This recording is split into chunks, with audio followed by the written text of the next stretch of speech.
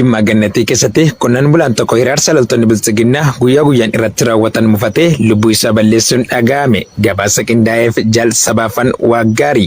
Godina Horroo Guduruu Wallaggaa aanaa Jimmaa Gannatii ganda guddattuu Gannatii bakka addaa Ufuuf jedhamurraa qonnaan bulaan tokko hiraarsa loltoonni biltsiginnaa guyyaa guyyaan irratti raawwatan mufachuun lubbuu ofiisaa balleessuu jiraattonni gandichaa arraata biyyoolessa Oromiyaatti himan. Qonnaan bulaan kun maqaan isaa Obbo Fiqaaduu Uumaa kan jedhamu yoo ta'u, ji'oota muraasa dura humnaan qabamee leenjii waraanaa fudhataa kan turee fi daba mooraa biltsiginnaa keessatti raawwatamu balfee mufachuun mooricha ganee gara maatii isaatti kan deebi'e ta'uu jiraattonni gandichaa itti dabaluun eeraniiru. Lubbuu ofiisaa akka balleessuuf kan sababa ta'e ajajaan miseensa farra riphee lolaa biltsiginnaa aanichaa bilbila isaa irratti bilbiluun daftee dhuftamoo maatii keen dhufee boombiin fixa jedhee doorsisnaan qoodan biltsiginnaaf aarsaa hin malle kaffaluu fi maatiin koo dhumuu ani dhabamuu naaf wayya jedhee caamsaa 2026 murtoo kana lubbuu isaa irratti kan fudhate ta'uun ifoomeera. Kutaalee Oromiyaa adda addaa keessaa ilmaan Oromoo hedduun dabarka loltoota gara jabeeyyii sirnichaan raawwatamu ilaaluu dadhabuu fi gatiin taanee empaayerattiif baasuu dhiisuun guyyaa guyyaan iraarfamuu mufatanii lubbuu isaaniitti murteessaa kan jiran danuudha. Aanaa Habiroo keessatti hidhattoonni gara jabeeyyii PP qamadii filadhaa jedhanii hawaasa hiraarsaa jiraachuun himame. Dabalata isaaf Jalwabii Biyya. Godina Lixaa Harargee aanaa Habiroo Ardaa Daraaraa keessatti hidhattoonni gara jabeeyyii PP ebila 30 2026 qamadii filachuu qabdu jechuun jiraattota hiraarsaa jiraachuu maddeen arraata biyyoolessa Oromiyaatti himan. Jaleewwan biltsiginnaa barcuma aangoo Abiyyi Ahmed tiksuuf dhamaan namni qamadii hin filannee garee hidhatee bosona jirutti lakkaa'ama. Nama akkasii agarraan immoo fuula hawaasa duratti fannisnee ajjeesuun fakkeenya goona jedhanii itti dhaadachaa kan turan ta'uun ifoomeera. Hoggaa manneen hawaasaa irra deemanis dirqamaan bunaannan qabu jimaa fi lallaafaa gosa garaagaraa humnaan fayyadamaa kan jiranii fi namoota godinaalee Oromiyaa adda addaa irraa dalagachuuf garas deeman fuulaa rawwaa jechuun namoota baay'inaan 10 ol ta'an hidhaatti darbatanii dararaa jiraachuu jiraattonni ONM araddichaa dubbisee ibsaniiru. Murni maqaa Oromoo dhahatee dhiiga qeerroo fi qarree kumaatamaan dhangala'een aangootti ol ba'e biltsiginnaan akka waan filannoo akka qabeessa geggeessutti sobaan karaa miidiyaa ija mootummaa addunyaatti gadi boof guutummaa Oromiyaa keessatti hawaasa gara deebuu dhabee rakkatu na filadhaa jechuun dirqamaan akka isa filataniif afaan qawween dhiibbaa gochaa jira. Gochi na filadhaaf uummata dararuun kun Oromiyaa keessatti jabaatee dirqiin geggeeffamaa kan jiru yoo ta'u, torbee darbe kana keessa bulchiinsa magaalaa Shaggar keessattis kantiibaa magaalattii afaan Oromoo illee sirriitti hin beekne Dr. Tashoomee Addunyaan haasaan hiikoon isaa hin hubatamnee fi uummanni nama afaan isaa beekuun bula akka hin jirree agarsiisuu geggeeffamee turuun ni beekama. Aanaa Fantaallee keessatti saamichaa fi hidhaan hawaasa irratti geggeeffamu hammaatee jiraachuun ifoome. Jalfalmataa lammii waan qindeeffate qaba. Godina Bahaa Shaggar aanaa Fantaallee ganda Godoo Faafaatee jedhamu keessatti gaafa ebila 28/2026 halkan keessaa toora sa'a 7tti hidhattoonni biltsiginnaa manneen jiraattotaa mararra deemuun ulaa caccabsanii itti ol seenanii saamicha waliin isaa hin beekamne qarshii 3,000 hawaasa irratti raawwachaa kan turan yoo ta'u,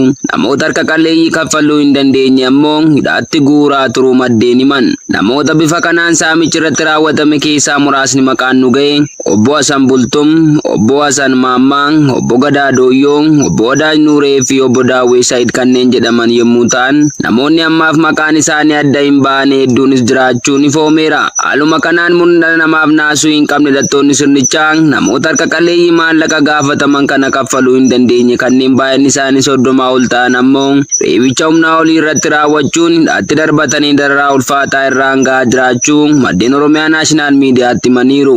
Aanicha guutummaa keessatti dararaa wal fakkaataan akkasii irra deddeebiin hawaasa nagaa irratti raawwachaa jiraachuu kan himan maddeen.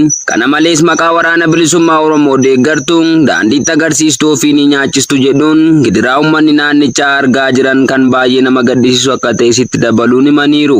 Aanaa mana Sibuu keessatti loltoonni biltsiginnaa maatii qabsaa'otaa irratti sodaachisaa fi doorsisa raawwachaa jiraachuun beekame. Guutuun gabaasa kanaa akka ta'anutti isiniif dhiyaata. Godina Lixa Wallaggaa aanaa mana Sibuu ganda Waajatii Qilxuu Luboo iddoo addaa Angarii jedhamutti milishoonni biltsiginnaa akkuma fedhan qe'ee maatii qabsaa'otaatti bobba'uun sodaachisaa fi doorsisa irratti raawwachaa jiraachuu maddeen himan. Milishoonni PP kunneen irra deddeebiidhaan gara qe'ee maatii qabsaa'otaatti bobba'uun nyaata nuuf kenna jechuun erga nyaatanii quufanii booda dhukaasa qe'ee keessatti banuun hawaasa nagaa shororkeessaa kan jiran ta'uu maddeen arraata biyyoolessa Oromiyaa Oromiyaatti himanii jiru. Maatii qabsaa'ota hidhattoota sirnichaan hiraarfamaa jiran kunneen maatii obbo Bayyanaa Qannoo, maatii obbo Gammadaa Oonchoo, maatii obbo Guutamaa Bayyanaa, maatii obbo Gammachuu Waqjiraa, maatii obbo Sixootaa Dilgaasaa, maatii obbo Raggaa Barkeessaa fi kanneen biroo hedduu ta'uun eeramanii jiru. Maatiin qabsaa'ota armaan olitti eeraman kunneen maqaa ijoollee keessan bosona galchuu diddan jedhuun yeroo adda addaatti yakkoonni akka reebichaa, hidhaa, saamichaa fi kanneen kana fakkaatan irratti raawwatamaa jiraachuu maddeen dabaluun eeranii jiru. Ana daawwaa caffaa keessatti hidhattoonni Amaaraa haadha Oromoo tokko ajjeesuun loon hawaasaas jumlaan uffatan jalmurtii haqaa waan qindeeffate qaba.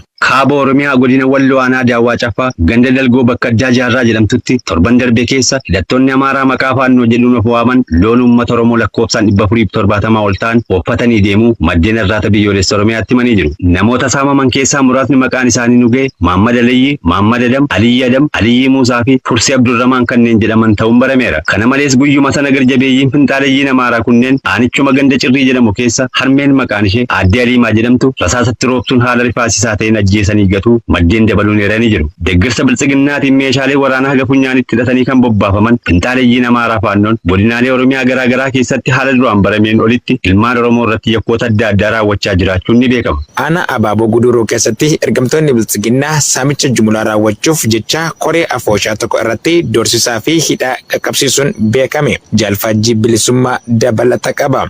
Godina Orroo Guduruu Wallaggaa Aanaa Abaaboo Guduruu ganda Illaammuu Maloolee garee Qulliitii jedhamu keessatti lukkeeleen saamtota PP gaafa eebila 30/2026 maallaqa hawaasni afooshaa walitti qabate saamuuf jecha doorsisa guddaa fi hidhaa koree afooshaa irratti raawwachuu maddeen arraata biyyoolessa Oromiyaatti himan. Akkuma bartee isaanii duraanii hawaasa saamanii fedhii dhuunfaa isaanii ittiin guuttachaa kan turan maafiyoonni waraana bilxiginnaa fi kaadiroonni isaanii qarshii hawaasni afooshaa walitti qabatee yeroo rakkoo garaagaraaf itti dhimma ba'u saamuuf jecha qarshii qabaa afooshaa garee Qulliitii kan ta'e obbo Gashoo Dinqisiisaa nama jedhamu mana jireenyaa isaa deemanii qarshii afooshaa kan namoota 54 si bira jiru kenni jechuun doorsisa hamaarraan ga'anii turuun ibsameera. Haalichi bitaa kan itti gale namni kun qabeenyi kun kan hawaasaati ani qarshii kana isinitti kennuu hin danda'u yoon kenne yakkamaa na taasisa jechuu yoo dhorkatu lukkeeleen PP saamichatti fuulleffatan kunneen wayituma sana qabanii gara waajjira poolisii aanichaatti geessanii akka hidhan maddeen ifoomsaniiru. Haaluma kanaan obbo Gashoo guyyaa lama erga mana hidhaa tursiisanii booda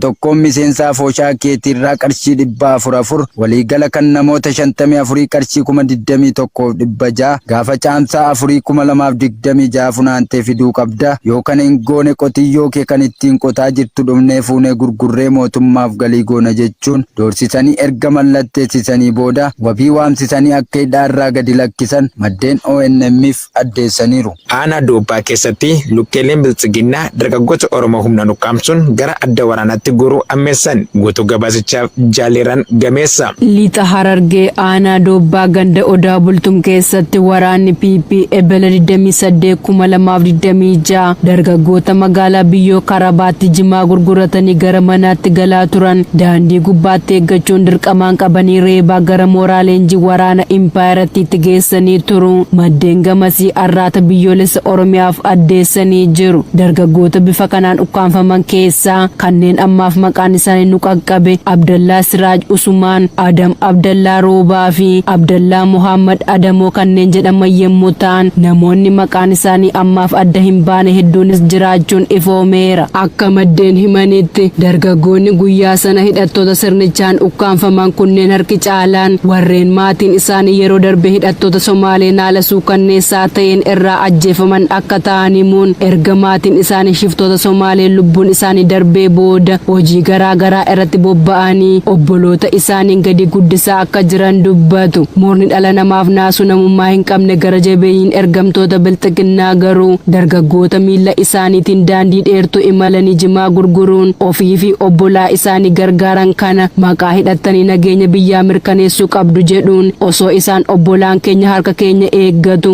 maaloo rabbii sodaadhaan nu dhiisaa jechuun wawwaatanii dirqamaan qabanii gara mooraa leenjii impaayiratiitti ergus maddeen dabaluun himanii jiru. Aanaa miidhaqanyii keessatti saamichaa fi hidhaan hawaasa nagaa irratti jabaachuun dhaga'ame. Gabaasa qindaa'eef Jaal Amartii Oromoo. Godina lixa shaggar aanaa miidhaqanyii ganda harreettaa tokkee laga jedhamu keessatti waraanni bilxiginnaa gaafa ebila 27/2026 jiraattota hedduu irratti saamicha raawwachuun hidhaatti darbatanii hiraarsaa jiraachuu maddeen arraata biyyoolessa Oromiyaatti himanii jiru. Maqaan namoota saamaman kanneen obbo Waaqumaa Magarsaa jalaa re'oota 3 saamuun isaa fi mucaa isaa shamarree Warqii Waaqumaa ammoo hidhaatti darbatan. Obbo Waaqumaa Olbaanaa jalaa qotiyyoo tokko, obbo Nagaasuu Oljirraa jalaa loon tokkoo fi qarshii 12,000 Calaasaa Abadaa, Dargaggoo Dirribii Waaqjiraa, shamarree Bashee Waaqjiraa fi Gooshuu Biree kanneen jedhaman ta'uun eerameera. Akka jiraattonni himanitti namoonni kunneen siyaasa kam irraa walaba yommuu ta'an ergamtoonni sirnichaa garuu sababa sobaa deeggartoota wobooti jedhu itti maxxansuun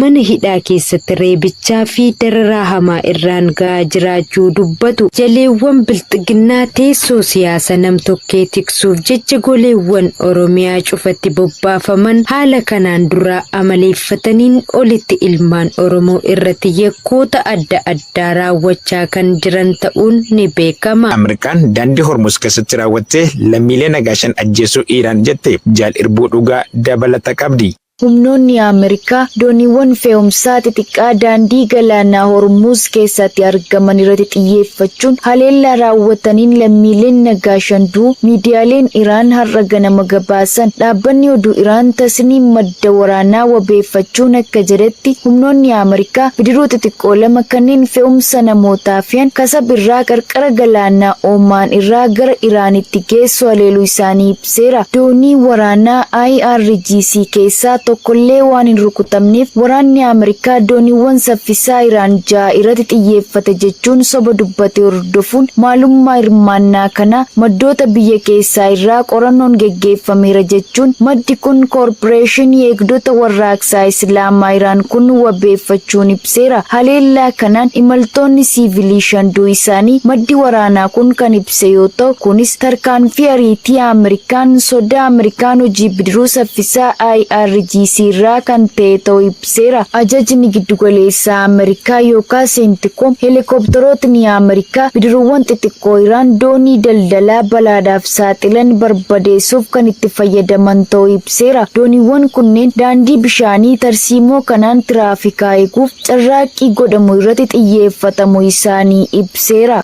Waraanni bilisummaa Oromoon zoonii ba'aa aanaa bookee keessatti diina du'aa fi madoon adabuu beekse. Birree fi gaachanni uummata Oromoo waraanni bilisummaa Oromoon zoonii ba'aa Oromiyaa godina Dargee lixaa aanaa bookee araddaa miidhagduu keessatti dheengadda caamsaa 3/2026 loltoota diinaa sakattaa waraana bilisummaa Oromoo sobeeffachuun bobbaate irratti tarkaanfii fudhateen hedduu du'aa fi madoon adabee injifannoo argachuu beekseera. Tarkaanfii fudhatame kanaanis loltoota 5 battalatti ajjeesee 7 ol ammoo madoo damdammii hin qabneen adabuun beekameera. Gootichi abdiin sabaa waraanni bilisummaa Oromoon reegootummaa isaa diina irratti mul'isu ittuma fufuun anichuma magaalaa bookee xiqqoo jalatti kan argamtu mooraa waraana bilisiginnaa bakka Waldayyaa jedhamutti argamu aleeluun loltoota PP 15 ol ajjeesee 20 ol kan taatu immoo madoo salphaa fi jabaan adabuu ifoomseera. Tarkaanfii akka bakakkaa mooraa diinaa irratti fudhatame kanaan humna waraanaa bilisiginnaa yeroo dheeraaf kaambicha maadheffatee jiraataa ture buqqee bakkicha gadhiisuun beekameera. Gama qabeenya diinaatiin